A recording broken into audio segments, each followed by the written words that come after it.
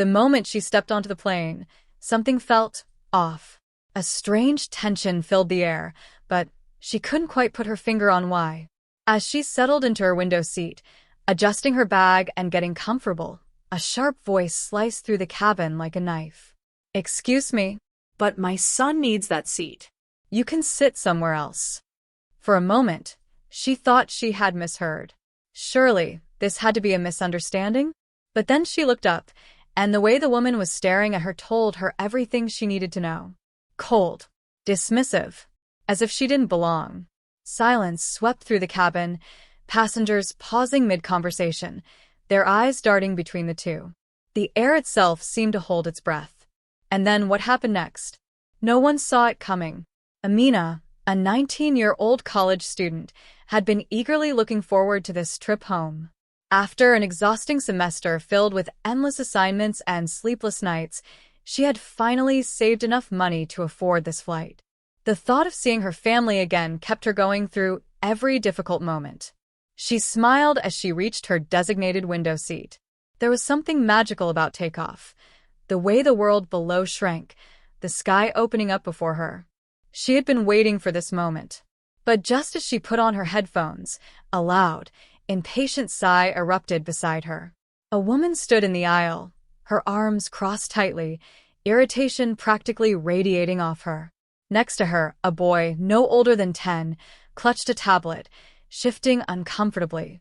Then, the woman pointed at Amina's seat, her lips curling into a sneer. "My son wants the window seat." Can you move? Amina blinked. Did she hear that right? She quickly glanced at the ticket in her hand, just to be sure. "I'm sorry, but this is my assigned seat." The woman's expression hardened, her patience wearing thin. "Well, you can switch with someone else. He likes looking out the window." Amina felt a knot form in her stomach. This wasn't just about a seat. It was the way the woman looked at her, as if she had no right to say no. As if she was somehow less deserving. The murmurs around them grew louder. People were watching now. And then, before Amina could respond, someone else arrived. A flight attendant, a young woman with piercing blue eyes and a professional, no-nonsense demeanor, approached the scene. "Is there a problem here?" The mother immediately turned to her, crossing her arms with an exaggerated huff. Yes. "This girl refuses to move so my son can have the window seat." Amina felt her cheeks heat up. Girl. Not young lady. Not passenger. Just girl, spoken with a kind of tone that made her feel small. The flight attendant turned to Amina. "Ma'am, is this your assigned seat?" Amina nodded and held up her ticket. The mother scoffed. "So what? She can sit somewhere else. We paid a lot for these seats, and I don't think it's fair for my son to sit in the middle while she gets the window." The tension in the cabin thickened. Whispers rippled through the rows of passengers. Amina tightened her grip on her armrest. She had heard stories like this before, people who thought they had the right to take something from her just because they believed they were entitled to it. But then, something completely unexpected happened. The flight attendant exhaled, crossed her arms, and then smiled. "You're absolutely right, ma'am."